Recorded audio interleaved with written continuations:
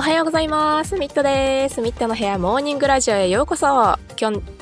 本日は10月12日木曜日ですね。皆さんお元気でしょうか。毎週火曜木曜朝6時半から7時までの30分間、一日の始まりのウォーミングアップとして30分で聞ける学びになる話をシェアしております。皆さんの一日のスタートが素敵なものになるように、目覚まし代わりに聞いていってもらえたら嬉しいです。また7時から7時半までの後半は同じ枠で英語でも話しています。この時間と同じ内容を話していますので、英語でも聞いてみたい方はそちらもお付き合いいただければ嬉しいです。はい、配信中はですね、初見さんやコメントも大歓迎です。またラジオに関してのお手紙もお待ちしております。取り扱ってほしいトピックや映画、本、アニメや漫画などあればお気軽に投稿してください。いただいたね、お手紙はラジオで取り上げてお便りコーナーとして答えていきたいと思いますので、概要欄のリンクからよろしくお願いします。それからハッシュタグミットの部屋ですね。こちらも使って X でつぶやいてくださっている皆さんありがとうございます。ぜひね、感想や頭の整理につぶやいていってください。YouTube のコメント欄に書き込んでいただくのも大歓迎です。噛んでますね。はい。私が感謝を込めてね、ハートを押しに行きますので、よろしくお願いします。ということで、本日ご紹介するのはですね、橋爪大三郎さんの著書、面白くて眠れなくなる社会学ですね。社会学って聞くと皆さんどんなことを思い浮かべますかね。なんか経済学とか法学、医学って聞いたらね、なんとなくどんなことを学ぶのかなってイメージは湧きますけど、社会学っていうとなんかね、幅広くてうまく言えませんよね。なんかちなみに小学校とか中学校で習うのは社会科であって社会学ではないというんですね。歴史とか地理とかはね、そういうのは勉強しますけど、あれはいろんなね国の成り立ちとかを学びますよね。じゃあ社会学はというと社会科学っていう、大きく言えばサイエンスの一種なんですよね。なんか自然科学とかはね、自然から法則を取り出すもの、万有引力の法則とかね、ちょっと習いましたよね。他方、社会科学っていうのは社会から法則を取り出すものなんですよね。需要供給の法則とかね、知ってますよね。社会にもね、いろんな法則っていうのがあるんですよ。主観とか個人の願望でね、みんながこんな社会がいいなって言ってたら、社会が回らないからなんですよね。はい。で、経済学とかはね、経済の側面を切り取って、市場はこうやって動いてるんですね。ってね、その枠の外から俯瞰して物を見ますね。アリの巣をね、外からこうやって働いてるんですねって眺めて観察する感じですよね。はい。自分はね、その社会に入らないで研究をすることです。でも社会学っていうのは、人間がね、社会を生きるっていうそのものを考察するので、一歩引いてみることができないんですよね。もう人間として生まれている以上はね、その研究している人も社会の一部なのでね。はい。で、地球外生命体とかでね、生まれたんだったら、さておき、そこがちょっとね、他と違うところになります。俯瞰できないっていうのはどういうことかというと、それを考察する人もね、他の人たちと同じように、人間が直面する問題とかに正面からぶつかっていくっていうことなんですよね。するとね、他の科学のようにね、法則をきれいに取り出すことがちょっと難しいんですよ。ただ、社会を生きる人間の深い本質まで考えることができますよと。ね、文学、ね、っていうのは人間の個々ですね、個々人に焦点を当てて、その人の特徴とかね、その人独自の世界観を描き出しますよね。俳句とか絵画、小説とか、たくさんね、才能を発揮した個人っていうのがいました。対して社会学っていうのは大勢の人々の共通点にこだわって観察することなんですよね。そこには法則っていうものがあって科学的に解明できるという考えが根底にあります。はい、法則ね。こうやって言うと抽象化ですよね。あれもたくさんの具体を集めて共通点っていうのを見出して、で抽象化することでみんなが使える法則として〇〇の法則っていう形で言語化すると。そうするとみんながその考えをもとに個人にまたさらに応用していけるっていうことです。具体と抽象でも習いましたよね。社会学っていうのは幅広いっていうふうに言いましたが、本読んでてもね、本当にいろんなトピックを扱っていて、なるほどなーって思えることが改めてあったんですよ。人間がね、社会を生きること、それを大学などで学ぶのが社会学っていうんですけど、社会に出てる皆さんはね、すでに体験していることがすごく多いんですよね。社会を生きるっていうことですから。でもこの社会学、なぜ我々は働くのかとか、なぜ教会があるのかとか、正義って何なのかとか、普段こんなことね、友達と話します？しないよね。急に正義とは一体なんだろうって問われたらあれなんかまた新しいアニメ見たのかなとかね、さっきまでパンケーキの話してたのに急にどうしちゃったのとかね、思われそうですもんね。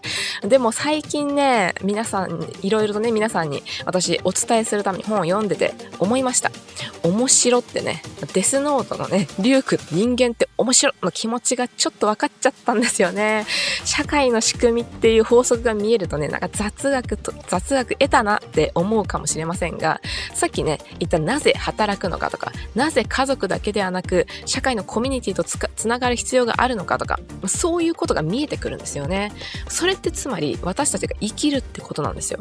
前置きがちょっと長くなりましたが、今日はねこの朝のアハ体験っていうのをね皆さんにしていっていただきたいと思います。はい、まず言語ですよね。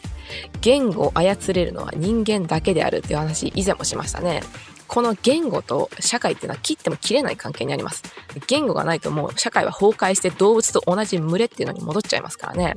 意思疎通も図れないならね、測れなかったら動物みたいにねこう体こすり合わせたりとか頭突き合わせたりしてね、ボディーランゲージを取るしかなくなるわけですよ。で、言語っていうのはデジタルで、物はアナログっていう対比があるんですよ。何かというと、デジタルってね、突き詰めると0と1の数字の羅列っていうのは皆さん聞いたことある人もいるとは思います。なんかPC のブラックスクリーンね、緑色で0とか1いっぱい表示されてる光景、なんかドラマとかで見たことありませんか？このね、言語がデジタルってどういう意味かというと、例えば色ですよね。白、黒、ね、中間色は灰色なんて言葉ありますけど、本来色ってグラデーション的に連続して色変化していくものですよね。例えば昼から夕暮れの空をね、徐々にグラデーションで色が変わっていきますよね。はい、夕暮れですってなった瞬間にいきなり電気みたいにバツンってオレンジ色になったらびっくりしますよね。でも言葉には指定した色を表すっていう言葉はあっても、連続するその全てに色の名前はついてないですよね。日本語にはね、いろいろ中間色を表すいろんな言葉ありますね。でもそのグラデーションの全てに色ってないですよね。一つ一つのグラデーションにね。でも言葉の素晴らしいところっていうのは、実物が目に見えなくても意味を共有できるっていうところにあるんですよ。例えば犬飼ってるんだって話があれば、目の前にその人がね飼ってる犬っていうのはいないけど、家でこの人は犬を飼ってるんだなって想像することはできます。これが意味の共有ですよね。これは動物にはできないことなんですよ。なんか犬にね、後でご飯あげるからねって言っても目の前にないもののことは分かんないんですよ。何言ってるんですかってなるんですよ。だから言葉の素晴らしいもう一つの側面、これは否定と仮定ね。もし何々だったらっていう仮定ですよね。リンゴを手に持って、これはみかんではないっていう否定を言えば、ここにないみかんの話ができますよね。これがもしみかんだったらなっていう現実に起こっていることと反対のことを考える仮定ですね。この仮定法を考えることもできます。この見たり聞いたりといった能力以外にも、言葉によって思考できるっていうのが人間なんですよ。で、もう一つ、言葉が現実を作り出すってことです。これは何かというと、言葉はね、見たり聞いたりしたことを記述していくだけではなくて、言葉でね、未来の現実っていうのを作り出すことができるんですよね。例えば命令、外へ出なさいってねって言えば、今は室内にいるのにこれから外に出るっていう現実を作り出しますよね。あとは約束、明日3時に待ち合わせしようねって言ったら、明日の3時に会うっていう未来を作り出せますよね。それから宣言、ここにミット王国の設立を宣言するって言えば、ミット王国っていうものが存在し始めますよね。ミット王国作って何するのか知りませんけどそうで、こうやってね、言葉によって人っていうのは人間関係を作って社会っていうものを作り出していくんですよね。だから言語なしに社会について考えることはできないと言っても過言ではないということになります。はい。では次に憲法についてお話ししましょう。憲法と法律ってつい混同しがちですよね。まず整理すると、法律っていうのは一般的に国が決めて人民に対して守ってねっていうルールなんですよ。人民に縛りを与えるんですね。対して憲法っていうのは人民が国、政府、議会とか裁判所ですよね。国に守らせるものが憲法です。人民からのお国に宛てたお手紙ってやつですね。憲法はね、国民の権利とか自由を守るために国がやってはいけないこと、またはこうやってくださいねっていうものについて国民が定めた決まりのことですね。だから日本国憲法にも表現の自由とかありますよね。基本的人権の尊重ってやつですね。法律っていうのは国民を縛るものであるのに対して、それだけだと国の力が強すぎちゃうから、ちゃんと人民の権利も保障してちょうだいねと。そういう相互にね、矢印が向いてるっていうのが憲法なんですよね。憲法と法律の関係です。とはいえ、その昔はね、憲法がなくても国っていうのは成り立ってたんですよ。ただし、王様が間違ったことを言った時に、憲法がないと人民困ってたんですよ。あいつ暴走してんなとか、さすがにあの政策間違ってるよねとかね。でもそれを伝えたくても、俺、王様のダチみたいな人がいない限り、国民は王様にあんた間違ってんぜって言えなかったんですよ。王様がね、お城からもう優雅にこう手を振ってても、城下町の人たちがどんなに税金下げろって叫んでも、喧騒にかき消されて届かないのね。だから誰か代表者送り込もうぜって言ってできたのが議会だったんですよね。そうなんですよ。議会って憲法よりも成り立ちが古いんですよね。でここで面白いのがアメリカなんですよ。この現代のような憲法の形を最初に作ったのがアメリカと言われるんですって。ね、アメリカはもともとイギリスの植民地だったんですよね。で、イギリスはイギリスで議会があって、税金とかを決めてたわけですよ。イギリスの王国がね。で、国がいくら税金納めてほしいって言ったのを議会で、いや、それはちょっと高いからもう少し安くしようよとかね。そういう調整を議会でするんですよ。で、それで決まった税金をそれぞれの州から税金を集めるわけなんですけど、その時アメリカからは代表を議会に送ってなかったんですよね。それなのにイギリス国王は議会で決まったからアメリカからも税を集めますって言ったもんだから、いや代表者送ってないのに勝手に徴収しないでくださいよって怒ったんですよ。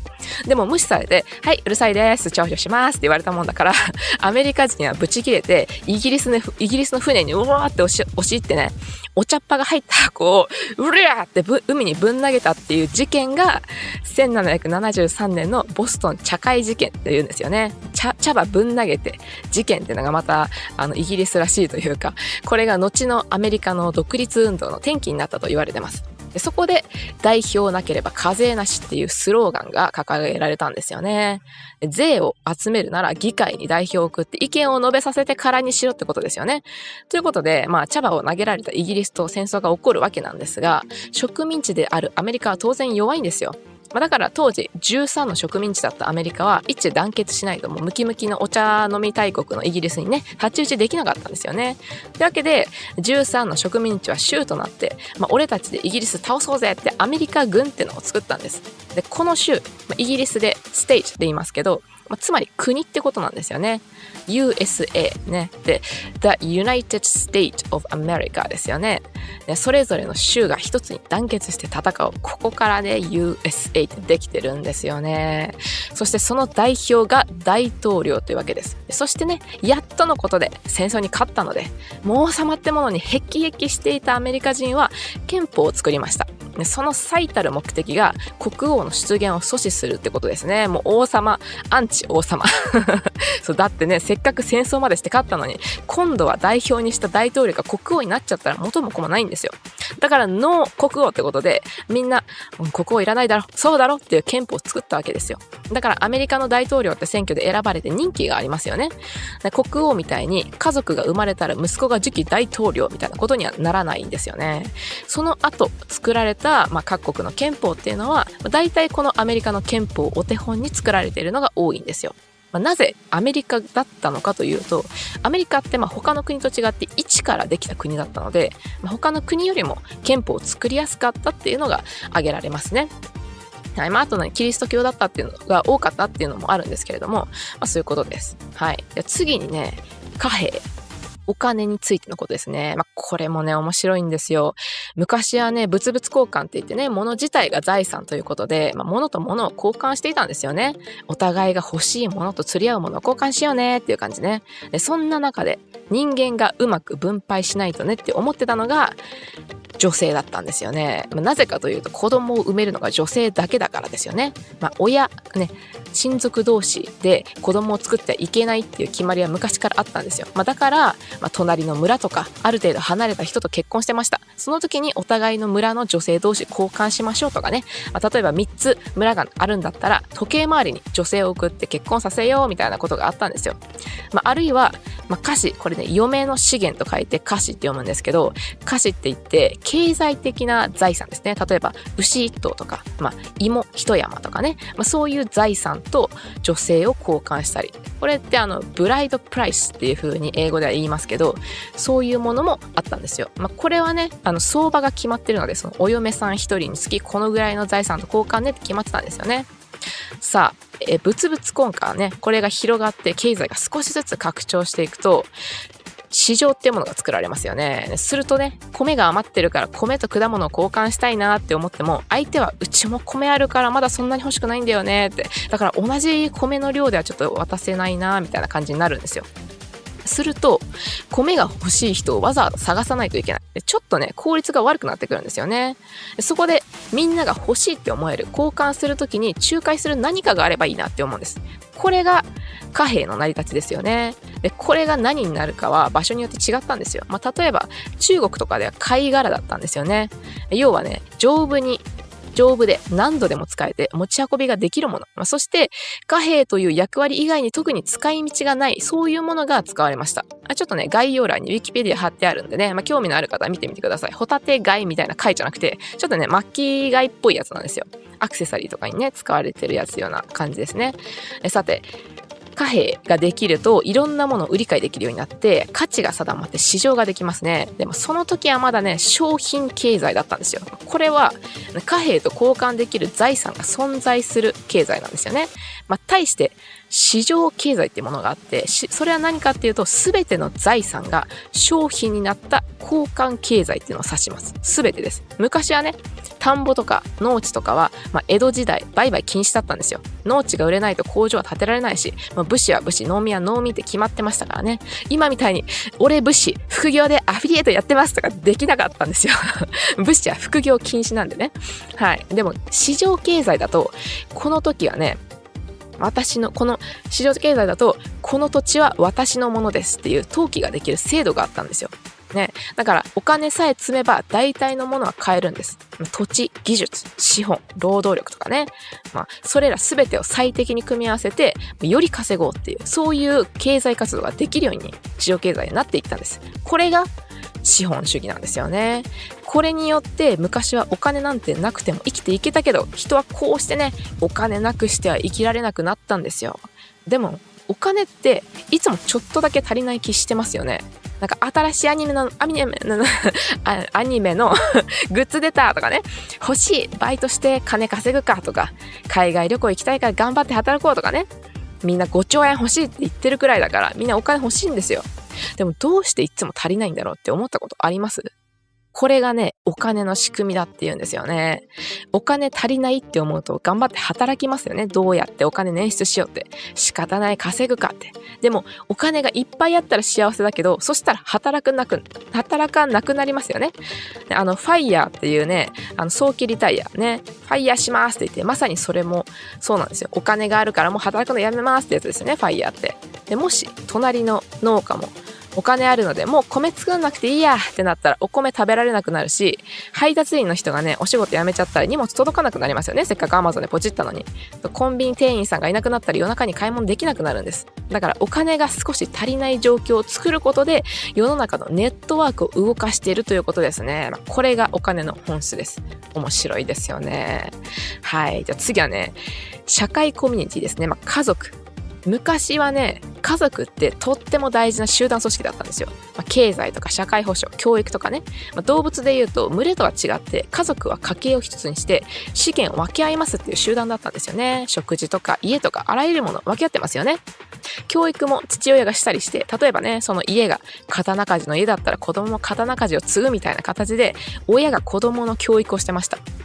ところが近代社会になるとこれがどうなるかというと、家族が担っていた機能の多くっていうのは家族以外の社会組織が担うようになっていったんですよね。例えば教育、学校ができましたね。仕事であれば職場、継いだものではなくて家族以外の他人が集まって仕事をして、その報酬を家に持って帰る、これがサラリーマンですよね。その教育、仕事っていう生産性、生産ですね。生産活動。そして家族の中で行われる、それは消費ですよね。そこからさらにそれ以外の役割を持つ中間集団っていうものが生まれてきました。それがアメリカでいうと教会がいい例ですね。教会っていうのは家族で行って、お説教を聞いてお祈りしますよね。だからそこには家族が何組も集まるけど、政府ほど大きい組織ではないと。でも家族という一つの団体集団よりは大きいですよね。だから中間集団と呼ばれました。でそこでね、そこには教育でも生産でも消費でもない。教会の場合そこにね、信仰がありますよね。この中間集団、なぜあるかというと、公共性を学ぶことです。具体的に言えば、家族を超えた広い範囲で成り立つ価値やルールのことですね。家族の中でお父さんが長みたいな立場だったんですけど、教会に行くとね、他の家族もいて、他のお父さんもいますね。で、牧師さんがいます。で、そこでお父さんっていう価値が相対化されて、いっぱいお父さんいますから。で、お父さんを超えた共通の価値があることを子供も学ぶんですよ。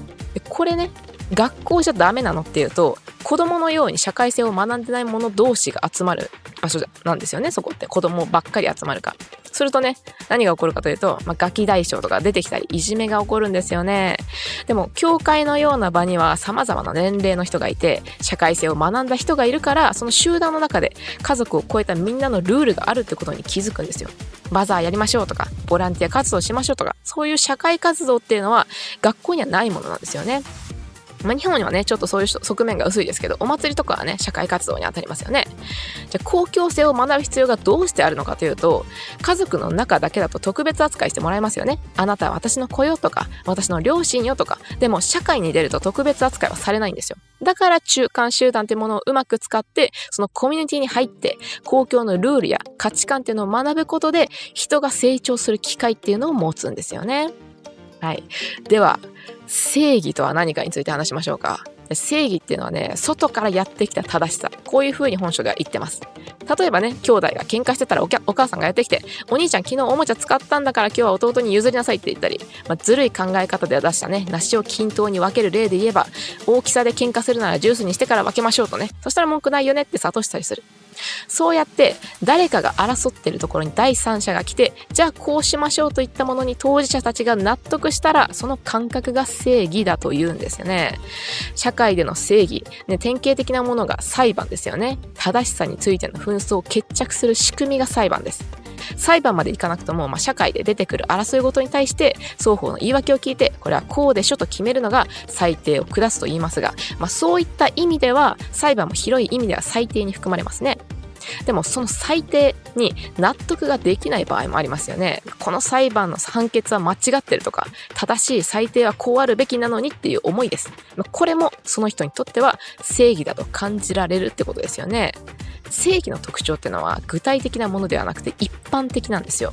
一般的ってどういうことかというと、人間が入れ替わっても同じ結論になるってことです。誰にでも当てはまる法則ってやつですね。どうして社会で正義を実現するのに具体的なものであったらいけないのかというと、そもそもみんなが個として状況や環境が違うからですよね。例えば電車の優先席、妊婦さんやお年寄り、怪我をした人は優先して使える席ですね。これはみんな納得しますよね。でも始発でいつも座れる人と途中駅で座れずにいつも立ってる人は不公平なのかというと、どうですか？これはね、始発駅に住むことを選ばなかったその人の選択だよねって話になっちゃいますよね。そこでね、平等なんだから始発駅のお前も代わり番号で立ちなさいよとはならないわけですよ。つまりこんなのおかしいですよって主張することはできるけど、みんながそうだね、おかしいねって合意した場合にしか正義っていうのは実現しないんです。だから具体的にね、正義を実現しようとすると結構大変なんですよね。だから正義の定義っていうのがそもそも難しいんですが、同じものは同じように、異なるものは異なるように扱うっていうのが、今のところ納得できる考え方だって筆者の方は言ってます。ね。でもね、こうやって区別することできる場合は多くないんですよね。男女に関しても、男は力があるから力仕事をやる、女は子供を産むから育児をやれみたいなものも、異なるものは異なるようにっていう理屈でいくと、今では男女平等を叫ばれているので反対派も出てきますよね。だから社会全体で正義はこうですって割り切ることってとっても難しいんですよ。その代わりに個々ね、人々は自分の考えに基づいて生き方を選択することができます。できる時代に今いますよね。だから自分なりの考えを持つってことが大事になってきますね。はい。でね、宗教ね、これも社会と切り離せないんですよね。人類の文化の中心なんですよ。この役割何かというと、ある集団ね、ある範囲の集団が同じことを考えて、同じように行動させるってことです。で、これってね、政府に命令されるわけではないんですよね。宗教を信じることで自発的にそういう行動をします。で、これによって、この人はキリスト教だから、この聖書の教えに従っているから、こういう行動するんだろうな、こう考えるんだろうなって相手の考えや行動がある程度予測可能になるんですよね。それによって社会的なネットワークを作りやすくなるんです。で、宗教って他人と長い対話しなくても同じものを信じていることで急に共通点が生まれるんですよ。ね、例えば人って生まれたら空っぽですよね。まだ買ったばっかりの PC みたいに何にも OS がインストールされてない状態なんですよ。だから両親が社会で生きるのに必要な行動様式っていうのをインストールするんですよね。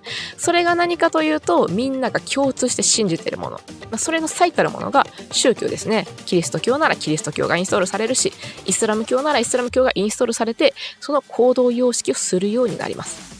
ね、宗教ってね、何を信じてるかっていう自分の行動様式の基盤になるものなので、信じてるものであれば、神でなくても宗教と言えるんですよね。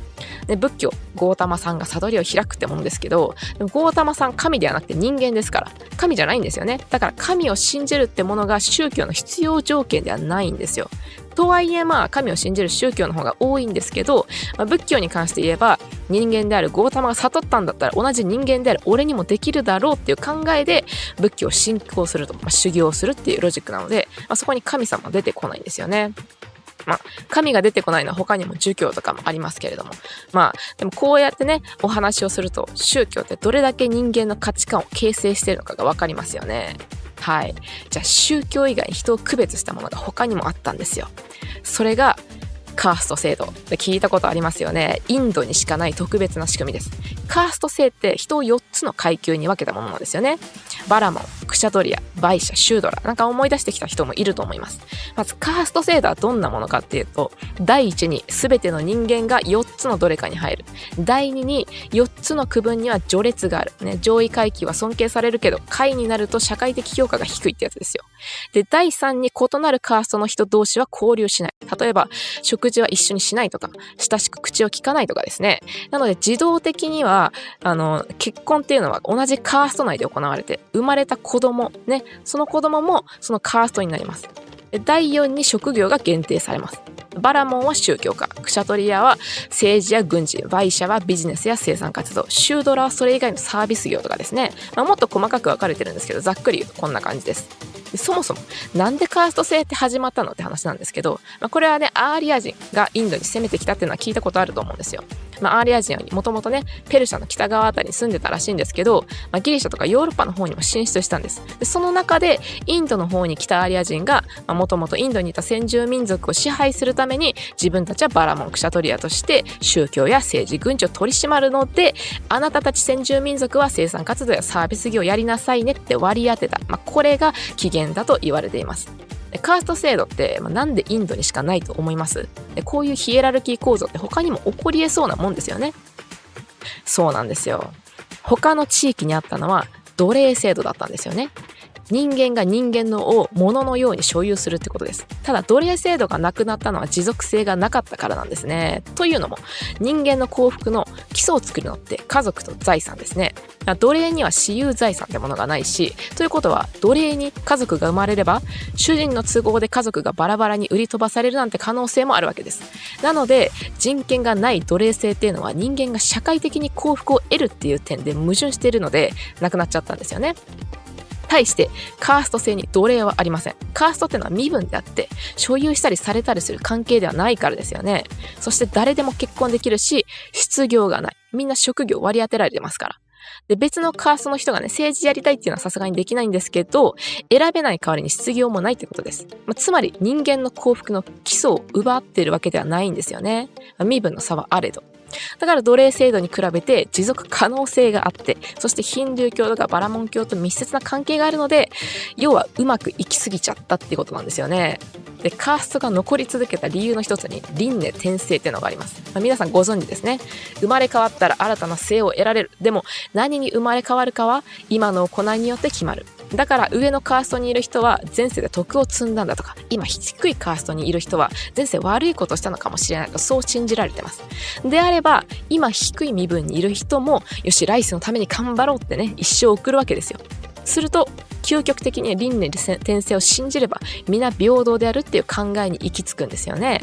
ただね、カーストは今反対する運動ももちろん起きてます。仏教もその一つですね。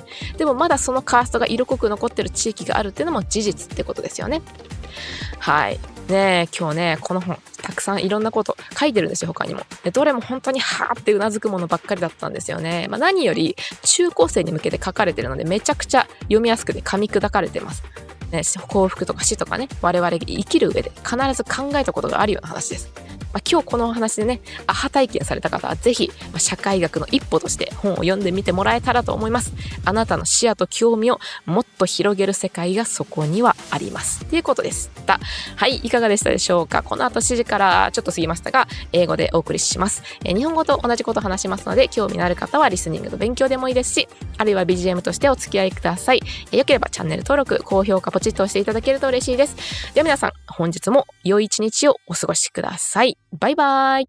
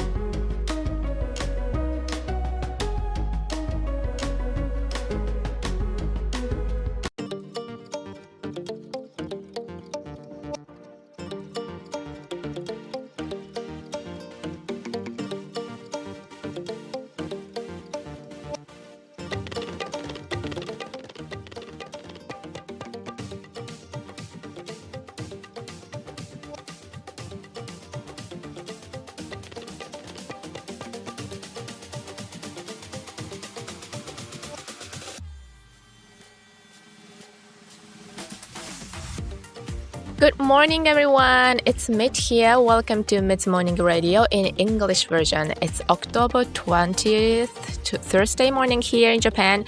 How are you today, guys? Wait, you may live in different time zone, but let's enjoy this time together.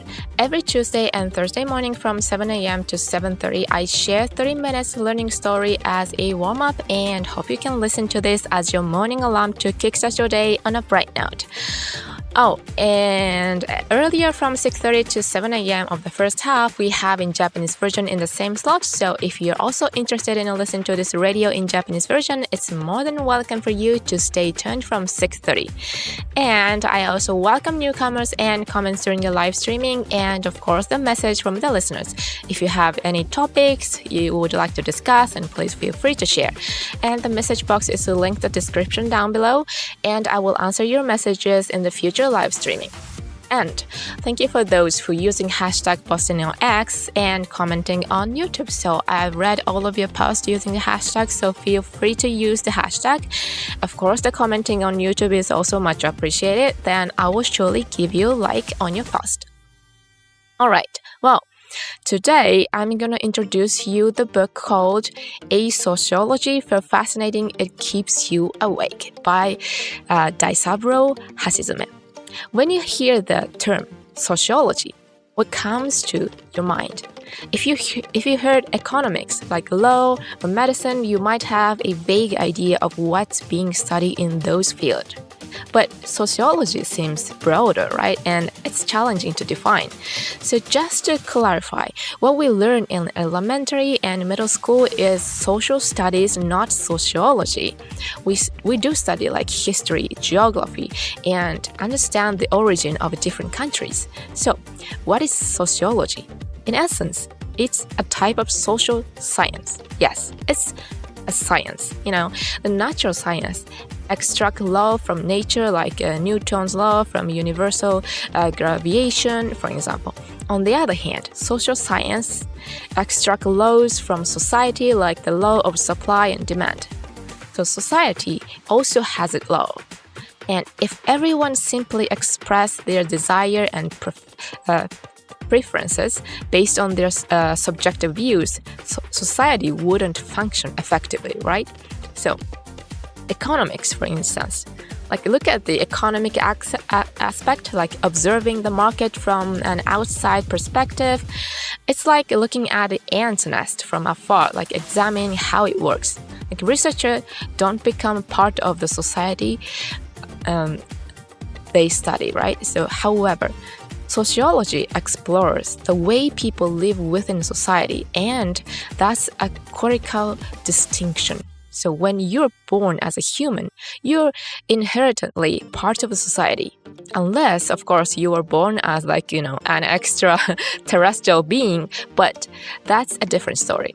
So being unable to have an external perspective means that sociologists must confront issues like any other person, like dealing with the same challenges in society. Like this make it challenging to extract laws as cleanly as other sciences do. But sociology can delve into the deep essence of human life within society. Like literature often focuses on individuals, right? Like describing their unique characteristics and personal worldviews. Like think of haiku or paintings, novels. Many individuals have expressed their talents in these arts. In contrast, sociology is about observing the commonalities among large groups of people. So it's rooted in the belief that laws exist in these commonalities, which can be scientifically explained. Laws may sound abstract, right? It involves gathering many specifics, like identifying commonalities, abstracting them, and expressing them as laws that everyone can use. Like sociology serves as a tool to understand these laws. What sociology aims to teach you is how people live in society, something many of you have already experienced since you are part of society. So yet, sociology raised questions like why do we work, or why do we have churches, and what is justice? When was the last time you discussed these topics with your friends? Like it's not something that came up in every conversation, right? It's if someone suddenly asks what is justice? You might wonder why they've changed the subject from pancakes to something so profound, right? So recently, I've been reading various books to share insight with all of you, and I found sociology is fascinating. I can now understand the line of characters like Rook in the Death Note, who find human life is intriguing.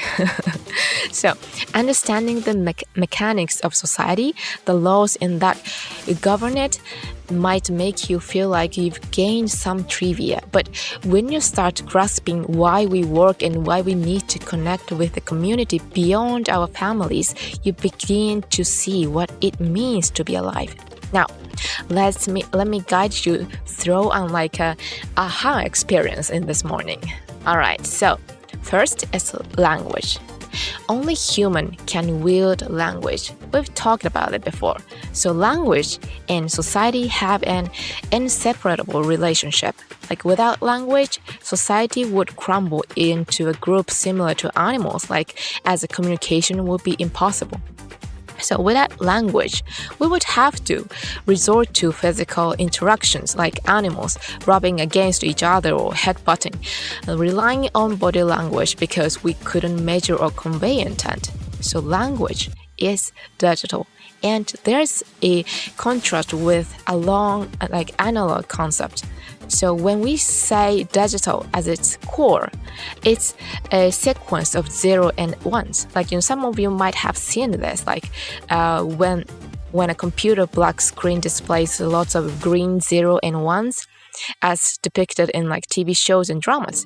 So what does it mean when we call language digital? So let's take colors for example. like white, black, in between we have like gray, right? So words exist to describe specific colors, but colors naturally change continuously, right? Like from noon to twilight, the sky transitions through various shades gradually. Like if it suddenly turns orange right after saying like, it's twilight now, and then change to orange, it will be quite surprising, right?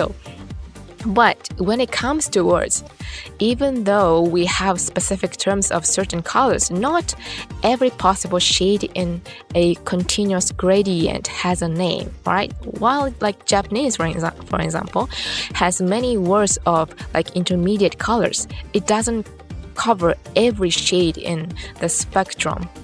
However, the beauty of language lies in its ability to convey meaning, like even when the physical object is absent. Like for instance, if someone tells you they have a dog, and even if you can't see the dog right there in front of you, you can imagine that they have a dog at home, right? So this is the sharing of meaning. So this is something animals can't do. If you tell a dog like, I will feed you later, the dog doesn't understand because it can't grasp the concept of something not present. Another marvelous aspect of language is the ability to express negation and hypothesis. You can hold an apple and say like, this is not an orange. By doing this, you create a discussion about an absent orange. Like if this were an orange, it allows you to think about something contrary to the present reality, right? When we say if blah blah blah. So this ability to think beyond sensory perception, such as seeing or hearing, is unique to human and facilitated by language. So what's more, language has the power to shape reality. Like this means that language doesn't just describe things like we've seen or heard about, but can also construct the future. Like for example, a command like, go outside, turn the present reality like from indoor into a future one, which means outdoors. So, and a promise such as like, let us meet tomorrow at 3 p.m. That construct a future where you will meet at that time, right? And a declaration like, I hereby declare the founding of the Mit Kingdom here, brings the Mit Kingdom into existence. Well, even though we may not know what exactly it would do with the Mit Kingdom, but it's how people use words to create relationships and societies. So therefore, it's not an exaggeration to say that without language, we cannot contemplate society. So, the concept of constitution. Yeah, let's talk about constitution. And the concept of constitution and law are often confused, right? So first, to clarify, laws are generally rules established by a country that its people must follow. On the other hand, a constitution is what the people establish to ensure that the country, which means government, parliament, and courts, follows the rules. It's the letter from the people to the country. So, the constitution is a set of rules established by the people, protect their rights and freedom, and to specify what the government should do or should not do. So this is why you find things like freedom of expression in many countries' constitution. So it's about respecting basic human rights. So while laws restrain the people, the constitution guarantees their rights. It's not an exaggeration to say that the constitution is to keep the government's power in check. However, in the past, countries could exist without a constitution. But when the king said something wrong and there wasn't a constitution, the people had a hard time expressing their disapproval. They might have felt like he's acting out of line, but without someone to represent them, they couldn't directly tell the king, you are wrong. So, even if the king was leisurely waving from his, castle, while the people in the town below were shouting like, lower the taxes, and then their voice wouldn't reach him, drawn out by the hustle and bustle. So someone suggested, let's send representatives to speak on our behalf. This is how parliament came into being. So yes, the parliament is even older than the constitution. What's interesting is that United States is known for being the first one to create a constitution in its modern form. So you see, the United States was originally a British colony, and Britain had its own parliament, which determined things like taxes. So how much money they wanted from the country, they discussed it in parliament and made adjustment let's make it a bit cheaper or something like that to balance the decision, right? They collected tasks from different states according to the amount they agreed on. But back then, the United States didn't have representatives in the British parliament.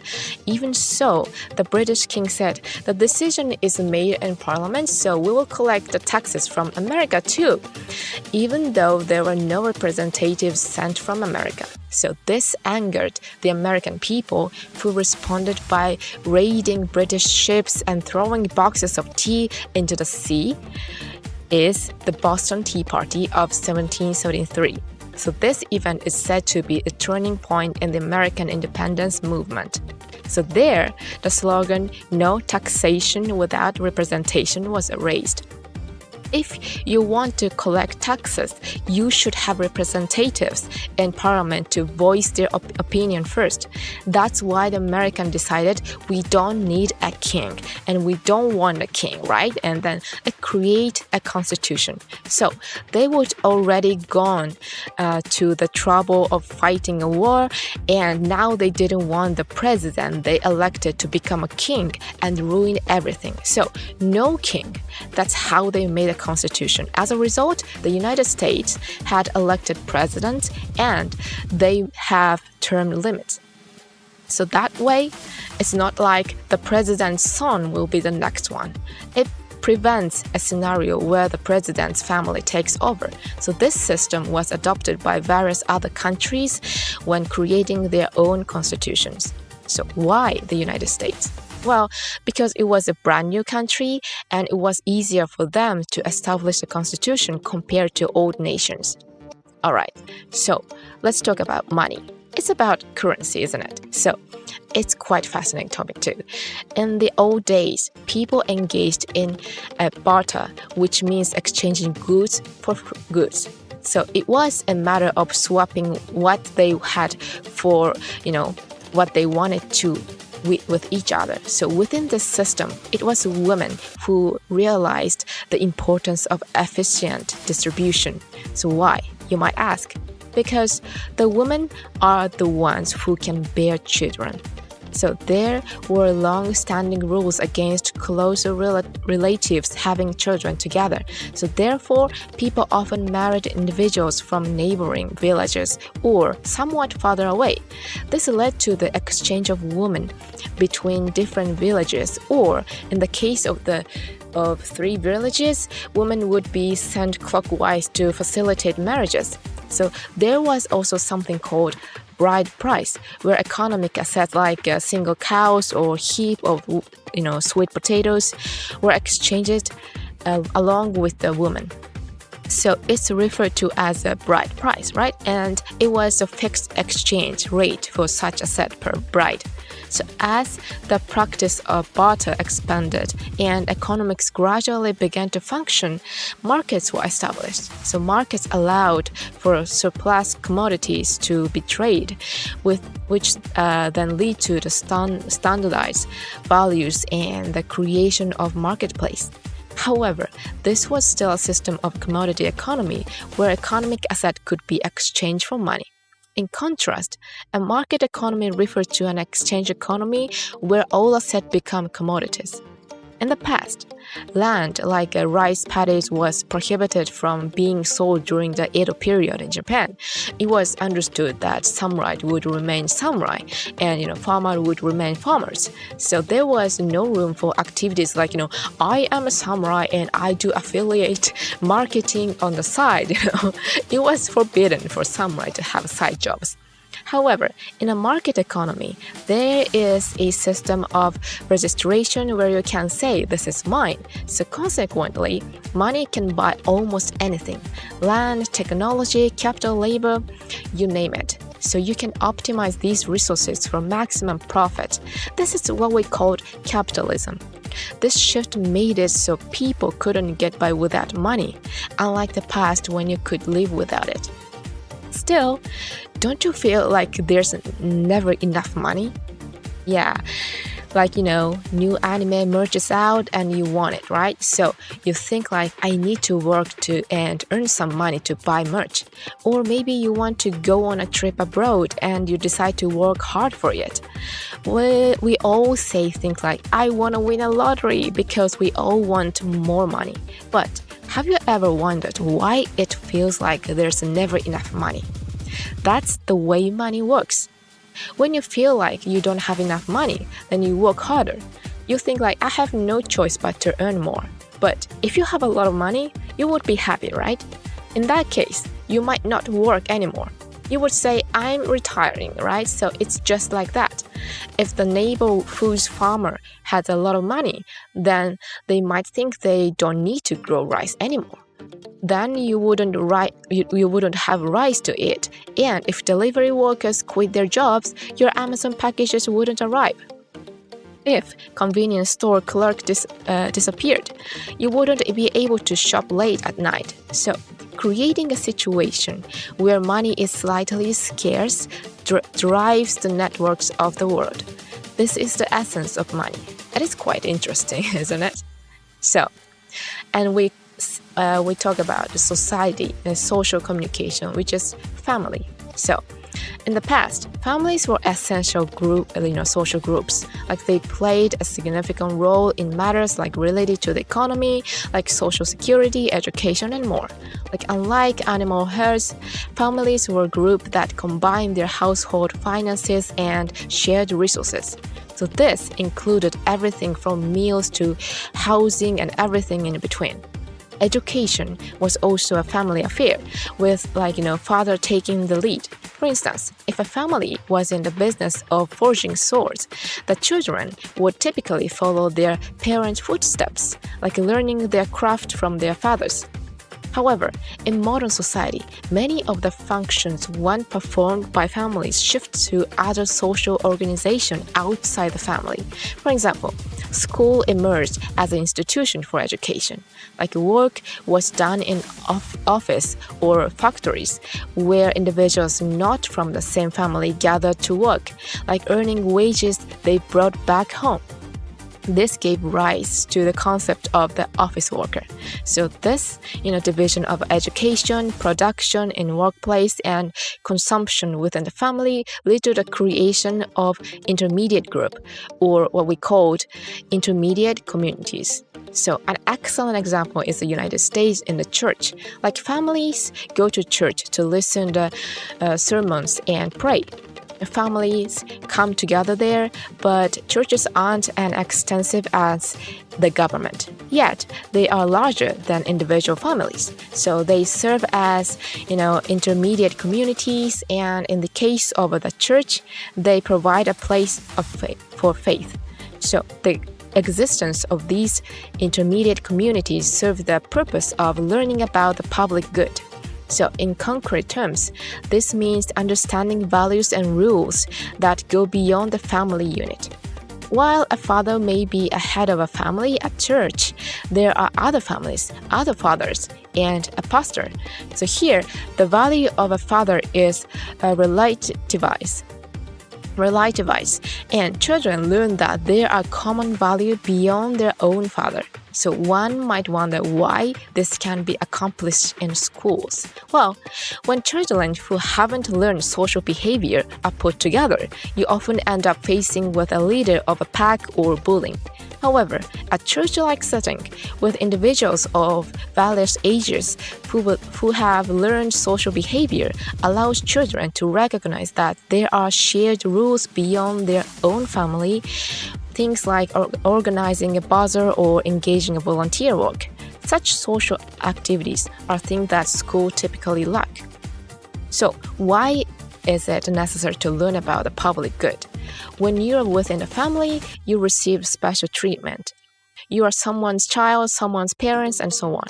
But when you step out into society, you won't receive special treatment. That's why it's essential to create intermediate communities where individuals can learn about public rules and values, so providing opportunities for personal growth. So now, let's discuss the concept of justice. Justice is an external sense of righteousness, as described in this book. So for example, if siblings are arguing, a mother might intervene and say, "Oh, you big brother used the toy yesterday, so today you should let your young brother have it." In this case, a third party steps in to suggest a solution, and if the parties involved agree, there becomes a sense of justice. So in society, the most common representation of justice is the legal system, particularly in the form of a trial, right? So the legal system is a mechanism for settling disputes regarding, settling disputes regarding what is right. So it's about making a decision when there are disagreements. In this sense, the term justice includes the concept of judgment, even it doesn't necessary to go court. So however, there are instances where the decision doesn't sit well with the individuals involved. So they might believe that the judgment is incorrect or that justice should have been different. For these people, what they perceive as justice might differ from the judgment. This underlies the distinctive feature of justice, which is that it isn't about specific, but rather about generality. What does this generality mean? It means that the same conclusion is reached even when individuals change places. So it's a universal rule that applies to everyone. So the reason justice isn't tied to specifics is that individuals vary in their situation and environment. For instance, consider priority seats on a train. So they are reserved for a pregnant woman, the elderly, and people with injuries. Most people understand and agree with this, right? But in the case of someone who consistently gets a seat due to catching the first train, versus someone who never gets a seat because they board at the later station. Is it unfair? How about that? Well, it just comes down to their choices, right? So that's why making an absolute distinction about justice in society is challenging. So instead, individual people can make choices based on their own beliefs. We live in an age where we can make choices, so therefore having your own belief is essential. So now, religion is something inseparable from society, and it lies at the core of human culture. Its role is to get a specific group of people to think the same way and act in the same manner within the certain boundaries. It's not about government giving orders. By believing in a religion, people act accordingly voluntarily. So this allows for an understanding of what someone is likely to do based on their religious beliefs. Religion enables predictability in an individual's thought and action to a certain extent. This helps, establish social networks. Religion creates instant common ground without the need for, lengthy dialogues. Consequently, it eliminates social contradictions. So humans are born empty. Just like a brand new computer with no operating system, they don't have any behavior patterns installed. Thus, parents install the necessary patterns of behavior in their children for survival in society. This is typically based on what everyone believes in common. So religion embodies this notion. If you are Christian, Christianity is installed in you. If you are Muslim, it's Islam. So you will follow those patterns of behavior. So religion serves as the foundation for an individual's behavior pattern based on what they believe in.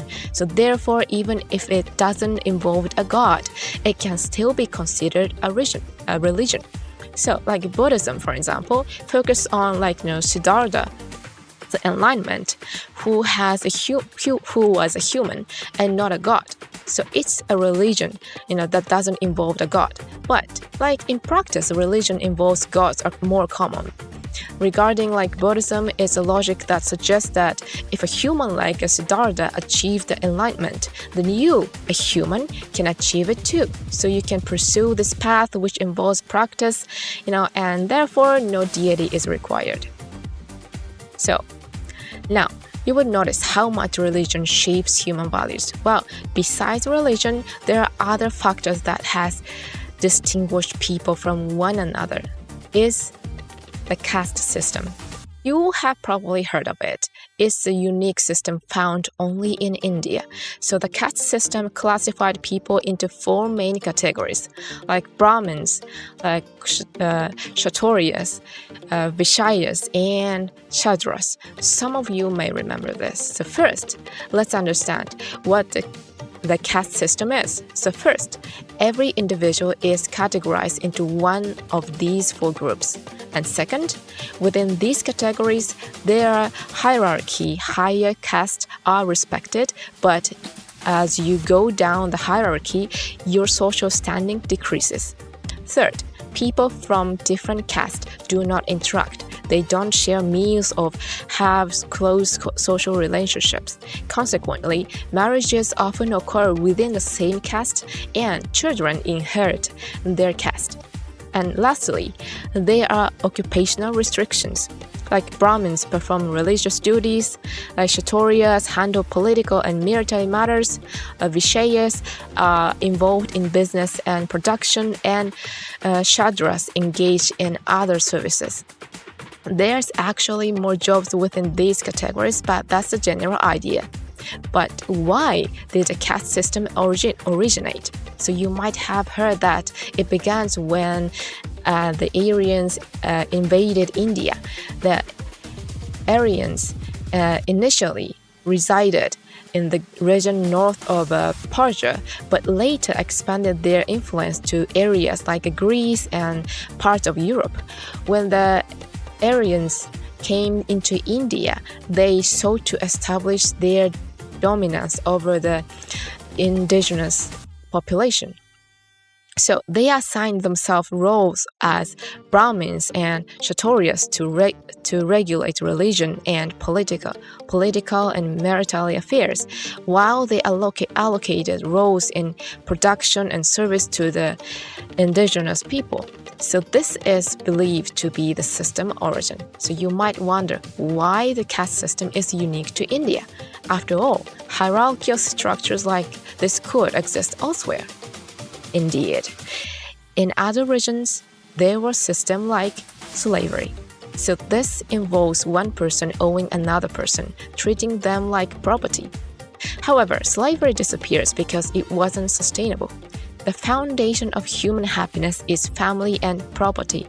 So slaves didn't have private property, which meant that they could be forcibly separated from their families. So if a slave started a family and the owner decided to sell them, the family could be torn apart. So thus, a lack of rights in the slave system conflicted with the human happiness and ultimately led to its decline. In contrast, the caste system doesn't involve slavery. Castes are about the social status, not ownership, right? So anyone can marry within their caste, and there's no employment. While people can choose their occupation, they are also not without a role to play. So this means that despite caste distinctions, the system doesn't undermine the fundamental basis of human happiness. So that's one reason why it has persisted, especially with the close ties to Hinduism and Brahmanism. And one of the reasons the caste system continued is reincarnation. something I'm sure you're all familiar with that. So, the belief that you're born again and again, gaining new lives. So, what you're born as is determined by your action in your current life. So, those in higher caste might believe that they must have earned good karma in the past lives. So while someone in a lower caste might think they've done something bad in their previous existence. Therefore, even people in lower caste could aspire to do well in this life and improve their status in the next one. So this belief leads to the ultimate idea that according to the principle of reincarnation, everyone is equal. However, movements opposing the caste system are underway and including Buddhism, but it's still a fact that the caste system remains strong in the certain regions. Now, this book covers many other topics beyond what we discussed today. Each one made me nod in agreement, thinking I see, it's written a very clear and straightforward manner since it's for middle and high school students. So it's really easy to read. Topics like happiness and death, things we've all thought about in our lives. So those who had an aha moment, during today's discussions, I recommend reading this book as step into the world of sociology. So there is a vast world out there and that can broaden your perspectives and interest. Well, alright, let's call it a day. So if you enjoy my streaming today, don't forget to subscribe to my channel and press the like. So well then everyone, have a wonderful day. Bye bye!